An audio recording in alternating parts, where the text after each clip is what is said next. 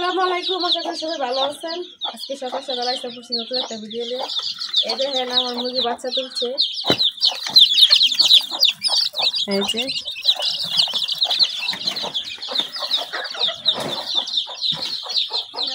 15 দিনের উপরে হয়ে গেছে, মুরগিগুলোর ওষুধ খাওয়ানো হয় না, কারণ একটু সমস্যা ছিল তো ওই জন্য ওষুধ খাওয়াইতে পারি নাই। আর এই যে আজকে আইসা পড়ছি গরম বাদ দিয়ে ওষুধ খাওয়ানোর জন্য। এই যে মুরগির ওষুধ খাওয়াইতে দেখে কিন্তু একবারে খুব সকালে উঠছি, উঠে একবার রান্না বাড়া করা শেষ। এখন আইসি মুরগির ওষুধ খাওয়াইতে। এখন কিন্তু সকাল 6টা বাজে। তো মুরগি একবারে ঘরে দিচ্ছে, জাপাচাপি করতেছে। আমি আগে একটা ভিডিও দিয়েছিলাম মুরগি ওষুধের, ওটার মধ্যে সবাই নাম জানতে চাইছে। এটা কিন্তু অ্যান্টিবায়োটিক না, এটা হচ্ছে সাধারণ ওষুধ। এই ওষুধটার নাম হয়েছে রেনামাইসিন। এই দেখেন, তো যারা যারা মুরগি পালেন তারা অবশ্যই এই ওষুধটা স্ক্রিনশট দিয়ে রাখবেন, এই ওষুধটা খাওয়াইবেন। আর এটা হচ্ছে অ্যান্টিবায়োটিক, মুরগি পাক ছেড়া দেয়, মুরগি ঝিমায়, বেশি সমস্যা থাকলে কিন্তু এই ওষুধটা খাওয়াইতে হয়। তো আমি ওষুধগুলোর নাম নিচে লেখা দিলাম, তারপরে আপনারা দেখে আপনাদের যদি উপকার লাগে তো আপনারা এই ওষুধগুলো খাওয়াইবেন। তো আজকে আমি এই ওষুধটা খাওয়াইলাম, এই ওষুধ অল্প দিলাম, কারণ হালকা হালকা অল্প কিছু মুরগির সমস্যা আছে, আর বেশিরভাগ মুরগি আল্লাহর রহমতে ভালো আছে। কিন্তু আমার মুরগি 3-4টা মুরগি বাচ্চা তুলছে। বাচ্চা তোলার পরে 2 মুরগির বাচ্চা আমি এক মুরগির সাথে দিয়ে দিয়েছিলাম। ওই মুরগির বাচ্চা একটা বাচ্চা আছে, 12টা বাচ্চা থেকে মুরগিগুলোর বাচ্চা টিকতেছে না, কারণ এখন ঠান্ডা। এই জন্য এই মুরগিটা বাচ্চা তুলছে। এই মুরগির বাচ্চাগুলো আমরা বাইরে বের করতাম না, এটা এই যে ক্যারেটের মধ্যে রাখাম। দিনের বেলা রোদের মধ্যে ক্যারেটের ভিতরে রাখা দিই, কারণ এখন ঠান্ডা, মাটি ঠান্ডা, সব কিছু ঠান্ডা, আবহাওয়া ঠান্ডা। ঠান্ডা লাগলে কিন্তু মুরগি অনেক সমস্যা হয়। ছোটো ছোটো যে বাচ্চাগুলো আছে এগুলো কিন্তু বাঁচানো যায় না। এই জন্য আপনারা যারা মুরগি পালেন তারা কিন্তু এই যে ঠান্ডার দিনে মুরগির বাচ্চা নিচে নামাইবেন না, অবশ্যই চেষ্টা করবেন ওপর কিছু উঁচা কিছুর মধ্যে রাখার লাগে, এরকম ক্যারেট বা খাঁচা যা কিছু আছে এগুলোর মধ্যে রাখার লাগে, কারণ ঠান্ডা দিনে কিন্তু সব কিছু ঠান্ডা, তো মুরগির বাচ্চা বাঁচানো অনেক কঠিন হয়ে যায়। তো এই বুদ্ধিটা যদি আপনারা করতে পারেন, এরকম করে মুরগির বাচ্চাগুলো রাখতে পারেন, তাহলে কিন্তু আপনি মুরগির বাচ্চাগুলো থাকবো। তো এখন আমি মুরগির ওষুধ খাওয়ানোর লেগে ওষুধগুলো রেডি করে নিতেছি। তো একটা বড়ি কিন্তু হাতে চাপ লেগে বাইরে হয়ে গেছিল, তো এই বড়িটা আমি একটা পলির মধ্যে নিয়ে এই বড়িটা গুঁড়া করে নিলাম। আর বাকি যে বড়িগুলো আছে এগুলা কিন্তু প্যাকেটের ভিতরেই গুঁড়া করা যাইব। তো আজকে আমি সবগুলো বড়ি বাই করে নিচ্ছি। এই জায়গায় আমি 3টা বড়ি নিচ্ছি, আমার যে মুরগি আছে এগুলো 3টাই হইব।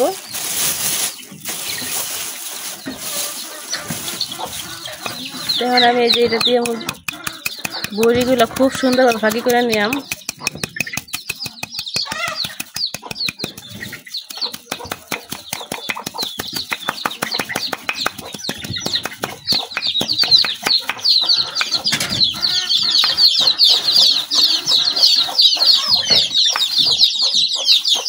কারণ ভাতের সাথে বড়িটা খুব সুন্দরভাবে মিশে। তো এই যে দেখেন কতটা ফাঁকি হয়েছে। এখন আমি এই ভাতের সাথে সবগুলো ওষুধ মিশাইলাম।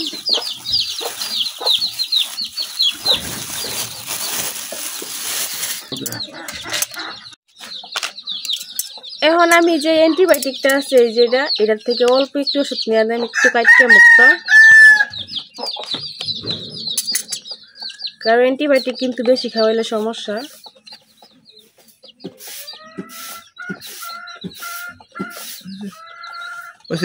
এই দেখেন অ্যান্টিবায়োটিক এতটুকু নিচ্ছি, এতটুকু কিন্তু যথেষ্ট। 2টা ওষুধ একসাথে মিক্স করে আমি এখন খাওয়াই দিতেছি।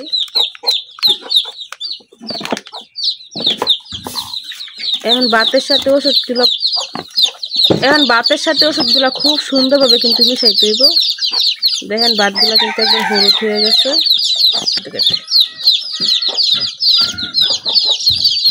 তা আমরা দেশ গ্রামে যারা মুরগি পালি তারা কিন্তু বেশিরভাগ গরম ভাত দিয়ে খাওয়াই, একটু কষ্ট করে সকালে উঠতে, কারণ ভাতগুলো থেকে কিন্তু এখনো ধোয়া উঠতেছে।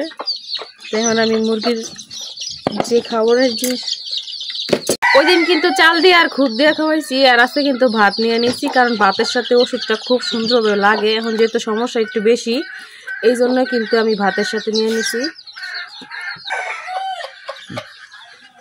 আমরা কিন্তু সবসময় বাদ দিয়ে ওষুধ খাওয়াই না, কারণ বাদ যদি বেশি খাওয়ানো হয় তাহলে কিন্তু মুরগির পেটে কি হয়, তাহলে কিন্তু মুরগির অনেক সমস্যা হয়।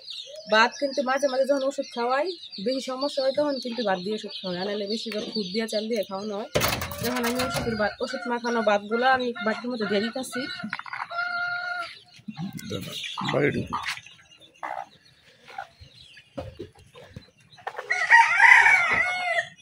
এই জায়গায় বাচ্চাগুলোর কিছু দিয়ে দিই।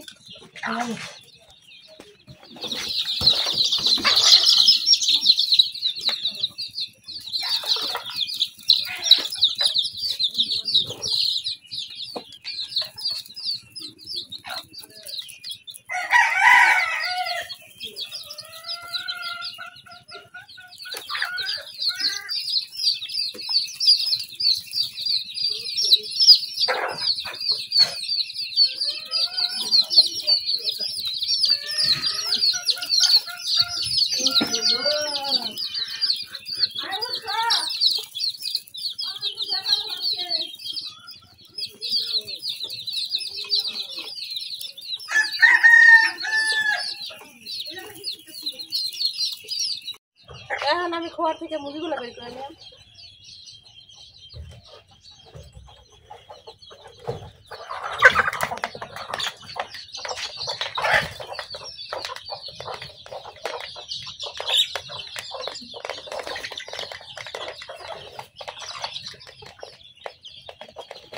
এই মুরগিগুলোর সাথে কিন্তু অনেকগুলা বাচ্চা ছিল, এখন মাত্র 2 মুরগি থেকে 2টা বাচ্চা আছে। প্রায় 15-20টা বাচ্চার মতো বাচ্চা মারা গেছে।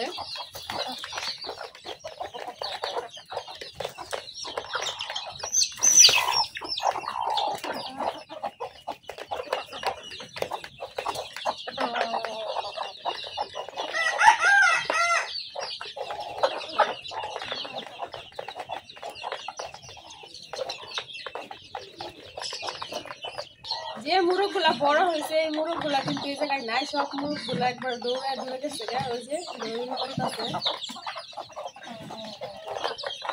আমার কিন্তু আল্লাহর রহমতে এখন 5-6টা মুরগ আছে, আপনাদের দোয়ায় আর আল্লাহর রহমতে।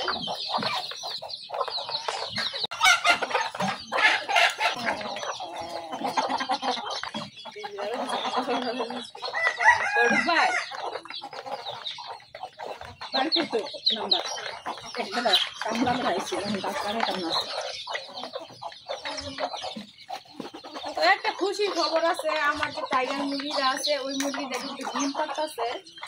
তো একটা দুঃখের বিষয় আছে, আজকে 6 দিনের মধ্যে মাত্র 3টা ডিম পাচ্ছে। তাকে ডিম দেখায়, এই দেখেন নিজের পালিত টাইগার মুরগির ডিমগুলা কিন্তু একবার লাল হয়েছে, প্রথম ডিম তো। আরেকটা ডিম ভাজি করে খেয়ে লেছি, 2টা ডিম আছে। এখন 3 দিন ধরে ডিম পারে না।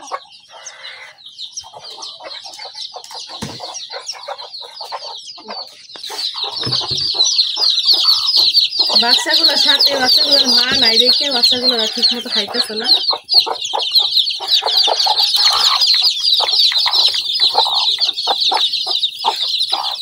দেখেন মার জন্য কি করতেছে।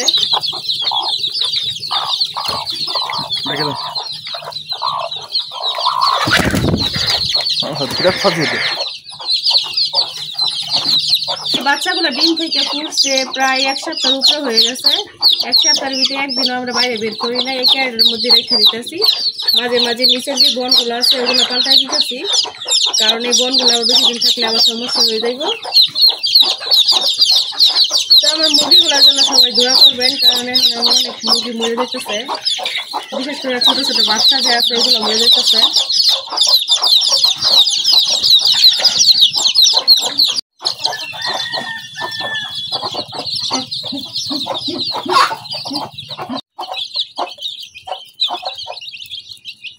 ওরা ভাত খাওয়া বুঝতেছিল না, এই জন্য আমি কিছু খুদ না দিছি, এখন খুদ গুলা খাইতেছে।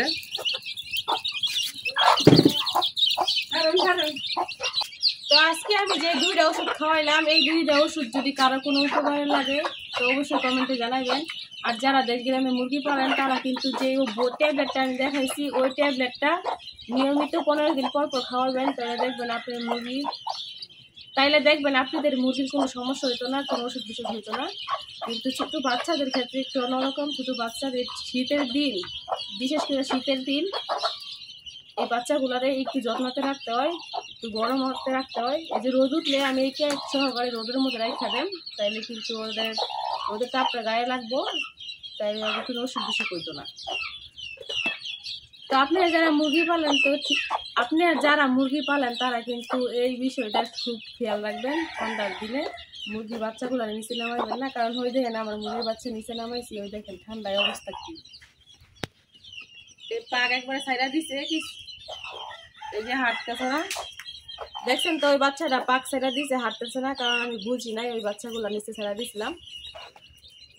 তো ভুল থেকে কিন্তু মানুষ শিখে, তো ভুল করছি দেখে শিখতে পারছি। তো আপনারা এইভাবে আমার ভিডিও দেখে শিখে নিয়ে রাখবেন। আর আজকের ভিডিও এই পর্যন্তই। সবাই ভালো থাকবেন, সুস্থ থাকবেন। আল্লাহ হাফেজ।